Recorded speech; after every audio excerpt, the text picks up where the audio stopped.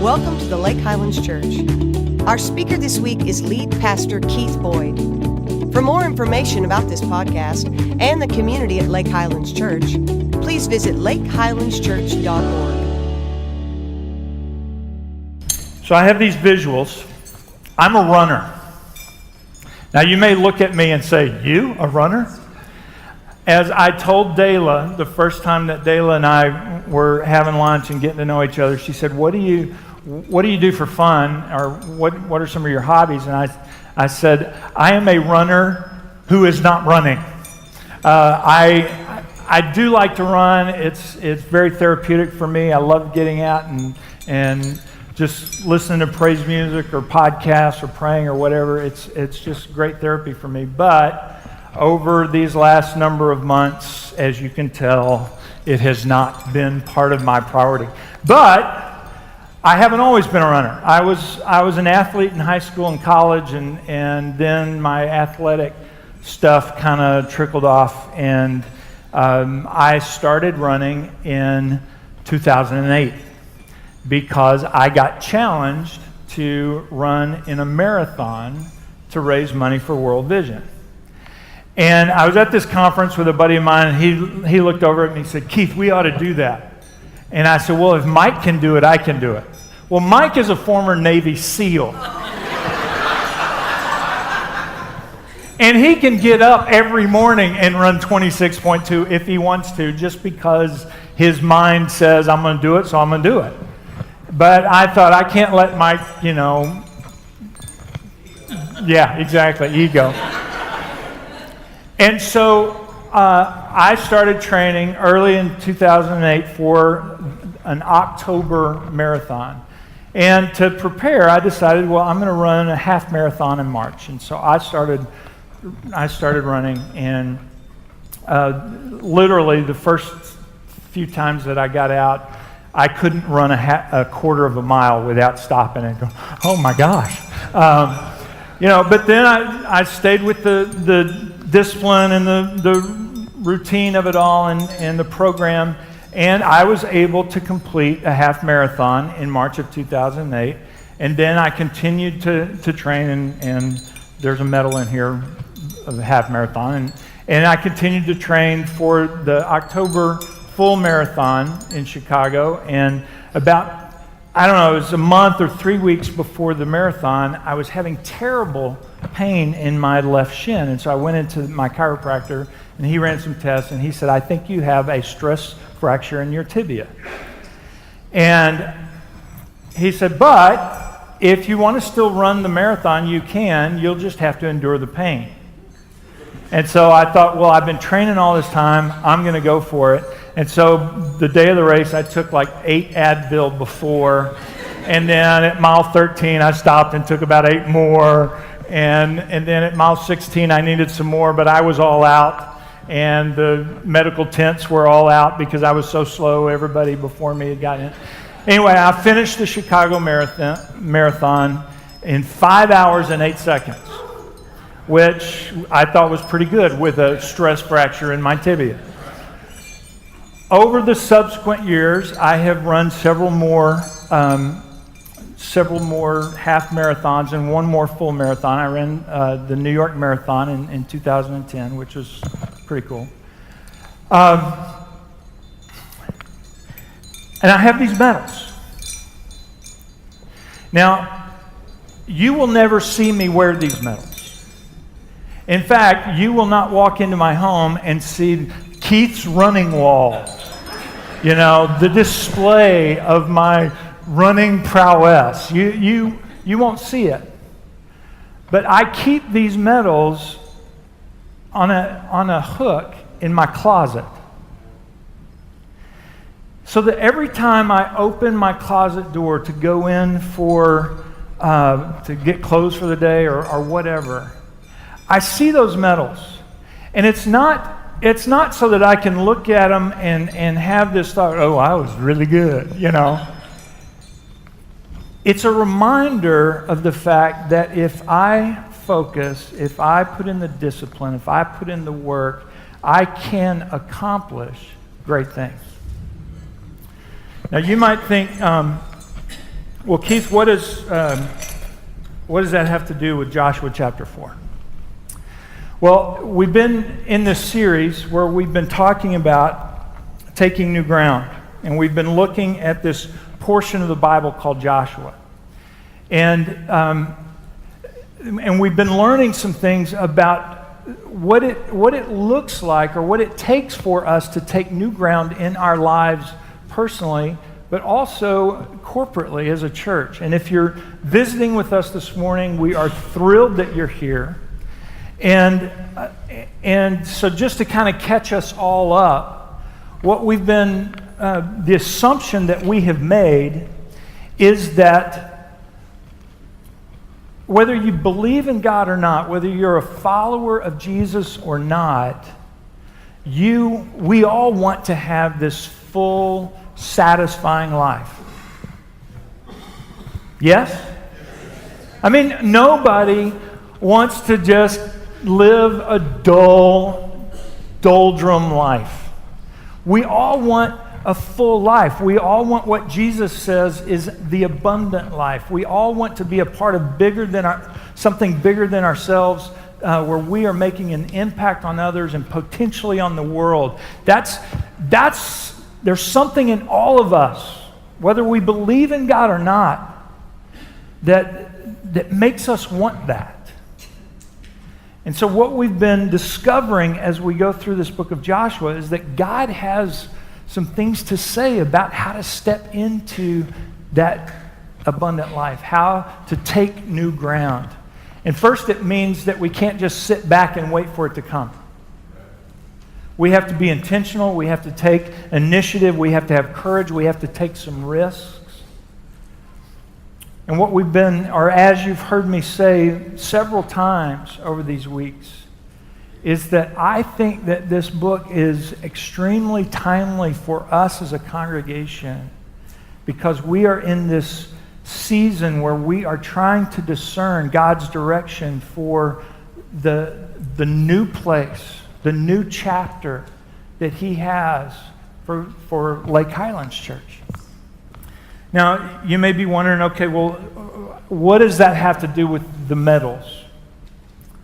Well, in the verses that I just read, we see that there are some memorials that are set up, some stones of remembrance that are put there to remind Israel not of what they had accomplished, but what God had done.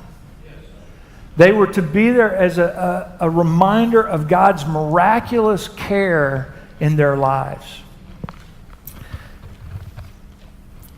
Now, as I was reading those verses a few moments ago, and the stones that were taken out of the river set up as a memorial, I don't know if you had any confusion over how many memorials there were. Is anybody else confused? The first time I read this text, I was confused because, well, listen to verses 8 and 9 again.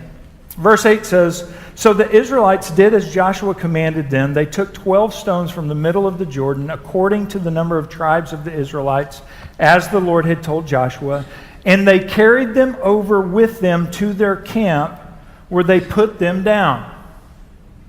All right, got that? 12 guys pick up 12 stones. They carry them over to the west bank of the Jordan, and they put them down. Okay. Verse 9. Joshua set up the 12 stones that had been in the middle of the Jordan at the spot where the priests who carried the Ark of the Covenant had stood, and they are there to this day. Now, here's where my confusion came in. Does this mean that while he is on the other side of the Jordan, he sets up the 12 stones that were where the priests were, that the guys had carried over to the bank? Or does it mean that he set up 12 stones where the priests were standing with the ark in the middle of the river? You say, well, Keith, it's not that difficult. It says there were 12 stones and they had where the priests had stood, so they must have set them up on the bank on the other side, right? Well, if you read down and you look at verses 19 and 20, it says, on the 10th day of the first month, the people went up from the Jordan and camped at Gilgal on the eastern border of Jericho. And Joshua set up at Gilgal the 12 stones they had taken out of the Jordan. Now, verse 9 says that he set up the stones that are there to this day. But then it appears that there's some other stones that travel to Gilgal where he sets up another memorial. Now, that was confusing to me. And so I did a little digging, and this is not to get heady on you, but the Hebrew of verse 9 can be translated a couple of different ways. Here's how it's translated in the Revised Standard Version. It says, Joshua set up 12 stones in the middle of the Jordan, in the place where the feet of the priests bearing the Ark of the Covenant had stood, and they are there to this day. The New American Standard puts it this way. And Joshua set up the 12 stones in the midst of the Jordan, in the place where the feet of the priests bearing the Ark of the Covenant had stood, and they are there to this day. Now, those translations seem to indicate to me that there are two sets of stones. One that they take out of the middle of the river and they transport ultimately to Gilgal, where they set up a memorial there. But then there are 12 other stones that Joshua personally, by himself, set up in the middle of the riverbank, or the riverbed, where the priests had stood with the Ark of the Covenant. Now, I can imagine the Jews standing on the western bank of the Jordan watching Joshua doing this and saying, what the heck is he doing? I mean, why would you set up a memorial in the middle of a riverbed where when the waters return, nobody's ever going to see it again? Why is he doing that? Remember what the purpose of the memorials is? The end of verse 7 says, these stones are to be a memorial to the people of Israel forever. And then verse 21, he, Joshua, said to the Israelites, in the future, when your descendants ask their fathers, what do these stones mean? Tell them, Israel crossed the Jordan on dry ground. For the Lord your God dried up the Jordan before you until you had crossed over. The Lord your God did to the Jordan just what he had done to the Red Sea when he dried it up before us until we had crossed over. He did this so that all the peoples of the earth might know that the hand of the Lord is powerful, and so that you might always fear the Lord your God. See, these stones were set up as a trophy, as a memorial, as a medal, if you will, to be a reminder of what God had done. What God had done in bringing his people out of the wilderness and into the promised land. It was to be a constant reminder of God's miraculous care for them. Now that makes sense when you think about the memorial in Gilgal, because you can see that one. But how does that apply to what's the memorial in the riverbed? The only thing that makes sense to me is that Joshua set up that memorial in the riverbed as a reminder to the people of the old disbelieving nation that died in the wilderness. The people who crossed over were believers.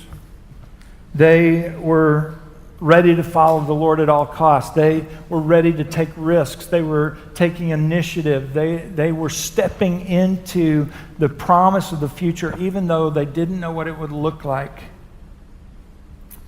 But they left behind a generation of people who died in the wilderness because of disbelief. And I think these stones that Joshua set up in the river to be buried by the waters were to represent those who had been buried in the desert.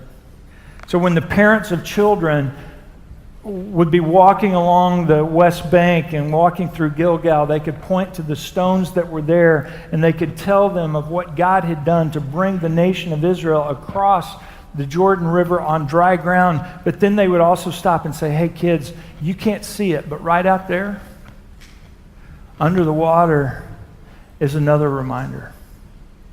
It's a reminder that if we don't step out in faith, if we don't follow God, if we don't take initiative and walk into the promised future He has for us, then we will die in the wilderness. 2 memorials of remembrance. Does that sound familiar? One, a reminder of death to sin, and another reminder of what God has done to bring the promise of His kingdom. We celebrate the former in baptism. Baptism reminds us of the death to sin when we're buried under the water.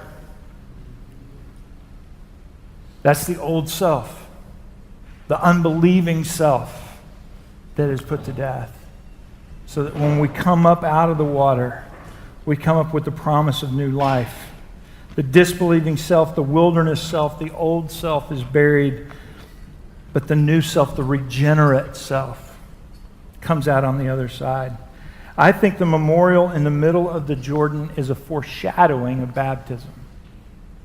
And consequently, I don't think it is coincidental that if you were a non-Jew and wanted to convert and become a follower of the God of Israel, Jehovah, you had to be baptized where?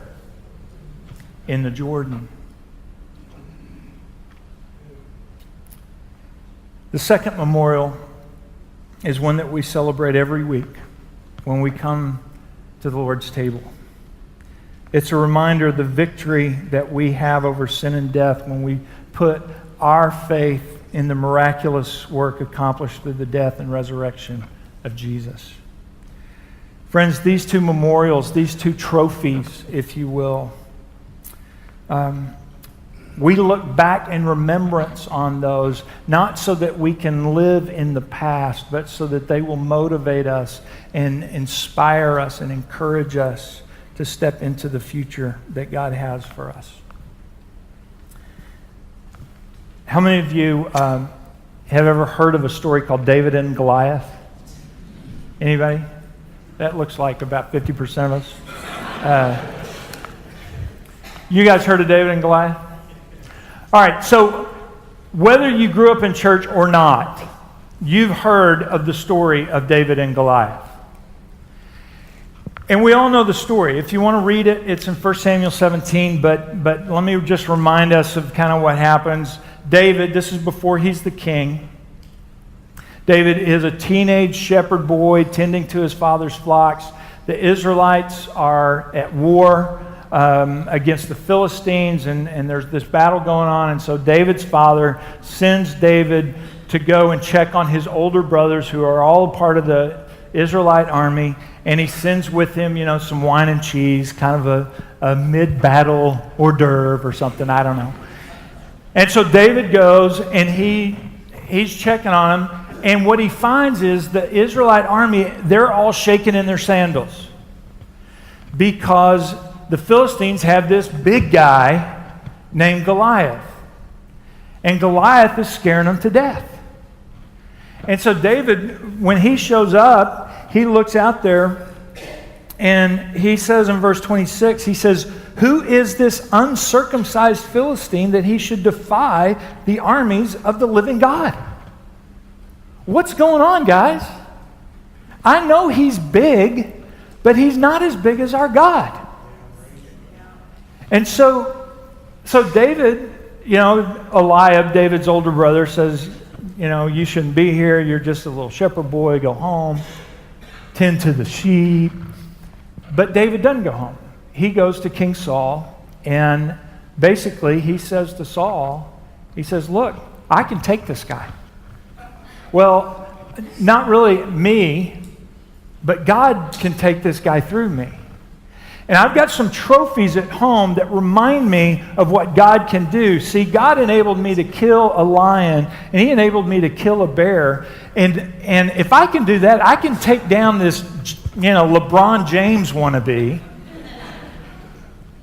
And so Saul says, go for it.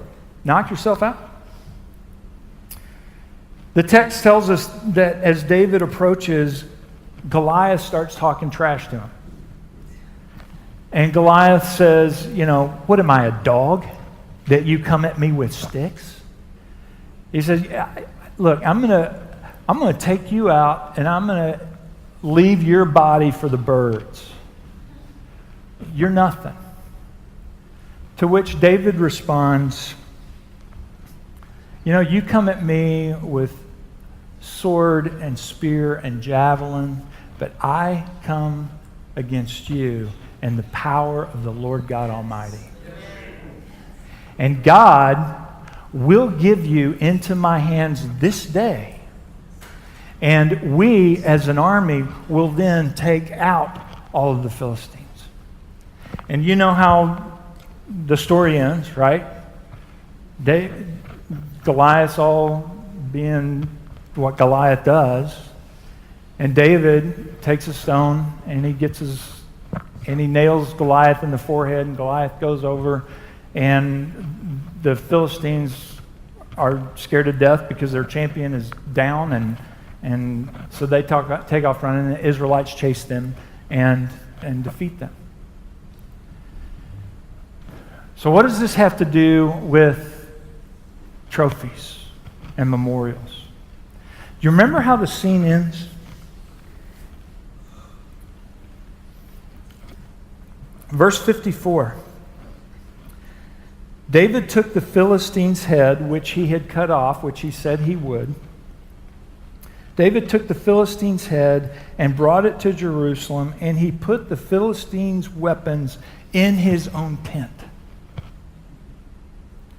Now, why would this teenage shepherd take Goliath's weapons, which were certainly too large for him to wield? Why would he take them and put them in his own tent? He didn't put them on display. He didn't put them out for everybody to see. Here's the memento of my victory over Goliath. He put him in his tent so that every time he went into his closet, he would look at that and he would see a reminder, a memorial, a trophy, not of what he had done, but of what God had done through him. And as he had said to Goliath, I'm going to do this so that the whole world will know that we serve a living God. You see, every time he saw that trophy, he would be reminded not so that he could live in the past, but so that it would give him courage and confidence for the future. Y'all, do you recognize God's working in your life? When you see God do something amazing in your life, do you erect a memorial in some way or another so that it reminds you the next time when you're in a season where things aren't going so well and things are tough and this is hard and I don't know what's next, you can look at that and say, oh yeah, but God's been here before and God's brought me through this before. And as we sang earlier, God will do it again. I've got a number of trophies that remind me of God's grace and mercy to me. And they are not so that I can live in the past, but they are to remind me so that I will have confidence and faith to step into the future. You got to meet my kids earlier. All three of my kids are trophies to me. I could tell you stories of when Dee and I were the infertile couple. And we couldn't have children. And now we have these three beauties. I know I'm partial, but I could tell you stories of how God has worked in their lives. I could tell you stories of their schooling, both in New York City and in college, and how God provided for that all along the way. Those are trophies for me because I saw God do it before. He'll do it again. The apartment that Dee and I lived in New York City is a trophy for us. I can tell you the story, and I don't have time, but I can tell you the story of how God graciously provided that in miraculous ways for us so that we would have a home in Manhattan where we could raise our family and show hospitality and host, people looking at faith issues. And that place is a trophy for us, as a reminder of what God can do. This place is a trophy for me. As I think about everything that God did along the way to point and call Deanne and me to this congregation, when I drive onto McCree and I see this church, which needs a little aesthetic help. Hey, can we be honest? I look at it, and it is the most beautiful trophy of God's hand in my life. I don't know if you realize it, but there are trophies of God's miraculous work in this church that are in this sanctuary right now. Do you ever look up here and you see a keyboard and drums and guitars and a piano? Do you ever think of those as trophies of God's miraculous hand on this congregation? There was a season, part of this church's history, and some of you haven't been around long enough to know this, there was a time when there were no instruments up here. You guys haven't been alive long enough to know this. But there was a time when God poured out His grace on this community of faith, and people began to experience the Spirit in new ways and experience the freedom of Jesus, and introduced musical instruments so that we could express the fullness of who God created us to be. Friends, these are trophies. And every time you walk in, you ought to look at it and say, God has worked here in the past and He will work here again.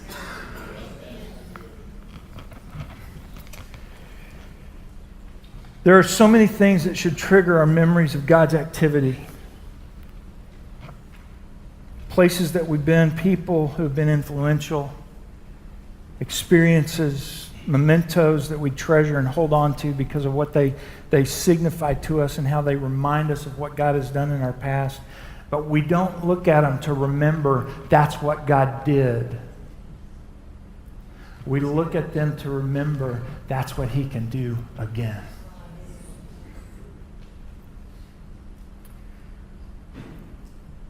These things are not reminders of how awesome we are.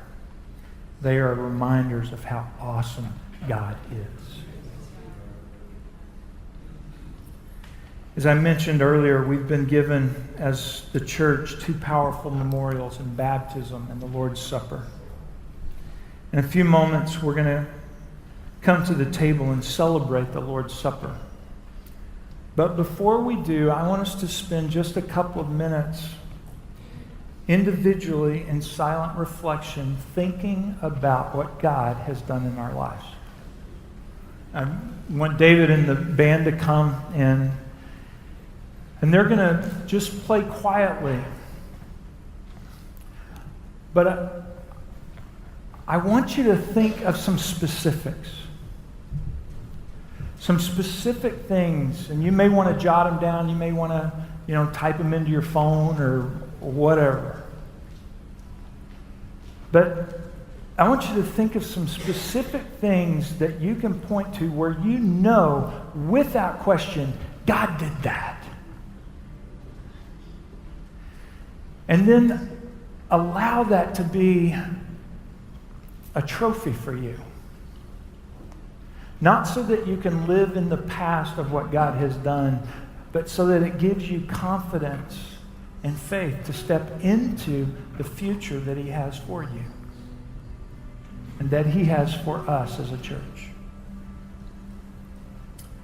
Just as the two memorials of Joshua 4 were to remind the people of Israel of what God had done in their past, so that they could move with confidence into the future, we need to recognize the trophies in our lives so that we can have the faith and the confidence to take new ground. So let me pray for us. Lord Jesus, over these next moments, I pray that you would bring to our remembrance those monuments, those memorials, those times when you did something. You enabled us to cross on dry ground. And Lord, I pray that we would be able to attach to that work something that is a constant reminder, and a reminder that we can point our children to and say, see this? This is what this is about. Lord, I pray that you would give us those reminders right now. And then in a moment, we will come to the table.